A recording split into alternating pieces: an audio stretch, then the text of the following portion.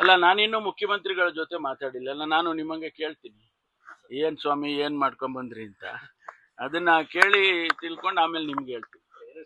ನೋಡಿದ್ರೆ ಬೇರೆ ಏನಾದ್ರು ಚರ್ಚೆ ಮಾಡೋ ಪ್ರಯತ್ನದಲ್ಲಿ ಇದೆಯಾ ಸರ್ ಹೈಕಮಾಂಡ್? ಅಲ್ಲ, ನಾನು ಮುಖ್ಯಮಂತ್ರಿಗಳ ಜೊತೆ ಮಾತಾಡಿದ್ಮೇಲೆ ವಿಷಯ ಗೊತ್ತಾಗುತ್ತೆ ಅಲ್ವಾ. ಮಾತಾಡ್ದೇನೆ ಹೇಳ್ಬಿಟ್ರೆ ಸರಿ ಇರಲ್ಲ. ಅದಕ್ಕೆ ನಾನು ಮಾತಾಡ್ತೀನಿ. ಯಾರು?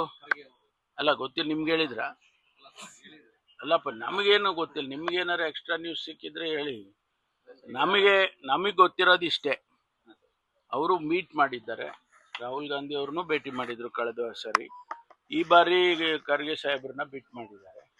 ಅವ್ರ ಇಬ್ಬರ ಮಧ್ಯೆ ಏನು ಚರ್ಚೆ ಆಗಿದೆ ಅದನ್ನ ತಿಳ್ಕೊಬೇಕಲ್ಲ.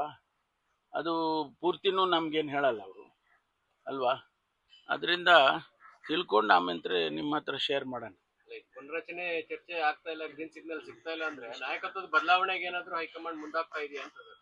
ಯಾವುದನ್ನು ನಾವು ಹೇಳಕ್ಕೆ ಆಗೋದಿಲ್ಲಲ್ಲ.